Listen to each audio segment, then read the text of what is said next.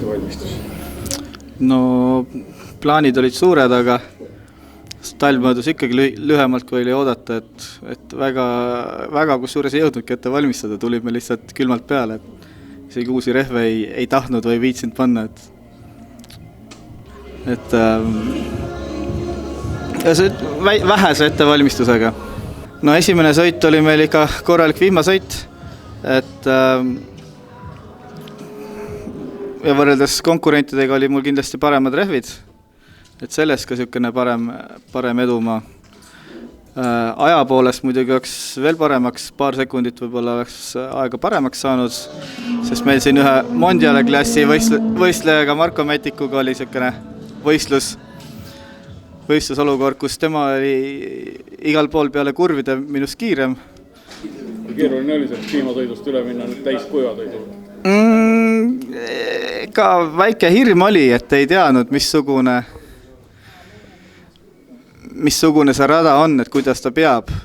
Et pooled, kui viimasel hetkel hakkas veel vihma kergelt tibutama, siis pooled mõtlesid, et nemad ikkagi panevad vihmarehvid alla. Aga tundus, et seda vihma ei ole nii palju, ja rada paistis ka piisavalt kuiv, et saab slikiga hakkama. Üldiselt mitte, peale paart ringi siis oli juba kindel tunne, et saab sõita nagu tavalise kuiva ilmaga.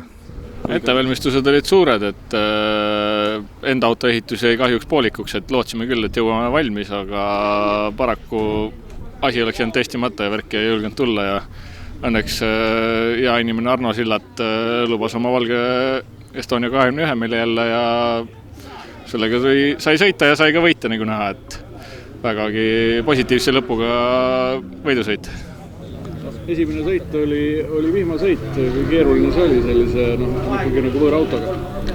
Ütleme nii, et jah, see oli üldse mul esimene kord vihmaga vormeliga sõita ja et varemasemalt kardiga sõites mul on meeldinud alati vihmaga sõita ja tuli välja, et ka vormeliga vihmaga üpriski lahe sõita ja mulle tegelikult väga sobib, et kahjuks rehvid ei jõudnud ka Inglismaalt või Hollandist kohale, et sebisime kuskilt küla pealt omale mingid rehvid kokku, et oleks veel head rehvid olnud, siis oleks eriti super olnud.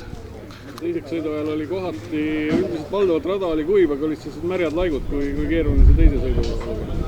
No oligi siin nüüd teises sõidus, vaatasime, et ikkagi tibutab ja läksime vihmarehviga peale ja alguses oli nagu hea, et kuiva peal sai küll sõita, aga siis läks juba rehv alt ära sulama, otsisin märgasid kohti, aga neid ei ka aina vähemaks, et vett enam otseselt ei olnud ja lasin lihtsalt natukene järgi, aga õnneks ei midagi hullu, et ma tean, et sa Estoniaga oled paremgi sõitnud, aga esimene kogemus Reinardiga, kui keeruline see sinu jaoks oli? Siis kirjeldan läbi 2 päeva. Eile hommikul, kui ma esimest korda Reinardi rooli istusin, öeldi, et see on hästi jäik ja täpne ja kordades kiirem, 40 kilo kergem.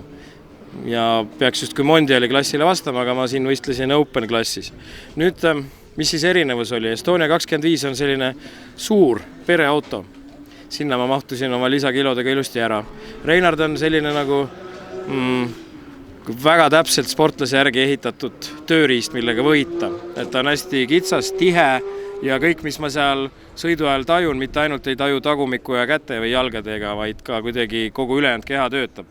Ja siis see täpsus, mis eilne hommikune oli, see auto oli nii jäik, et ma suutsin ikkagi 2 ilusat kvaliteetset spinni korraldada. Üks oli selline, mis päästsin ära, teine oli 360, viskas nina õiges suunas ja mõtlesin, et kui on juba õiges suunas ja käik on ka enam-vähem sama, mis enne, et siis võib edasi sõita.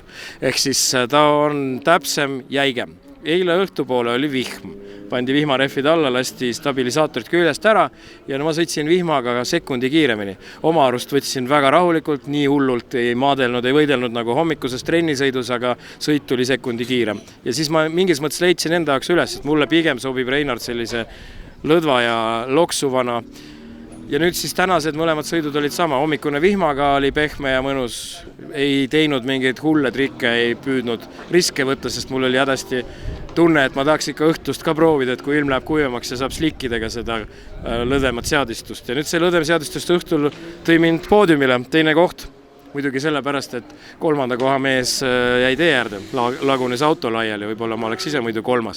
Aga kiiruse poolest see Reinard püsib probleemideta kaasas nii Mondialiga kui ka isteritest rebib sirgetel mööda, kui mul jätkuks mune, oleksin ka kurvides nendega kaasas, aga praegu oli nii, et kuni kurvideni sõitsin kaasa, vaatasin, kust nende trajektoorid on ja siis iga järgmise kurviga kogenud sportlased vaikselt kasvatavad vahet nii palju, et mul ei ole enam võimalik nii kaugele ette vaadata, kus nad asuvad, sest mul on enda ees toimuvaga vaja ka tegeleda. Aga eks ma siit nüüd õppisin seda, et augustiks on mõned mõtted, mida kodus seedida ja ma proovin rohkem teistega kaasas püsida, et siis ma ei vaata oma teed, vaid vaatan, kus teised asuvad ja ilmselt läheb see sõit rohkem selgroo pealt, mitte ajust nagu täna.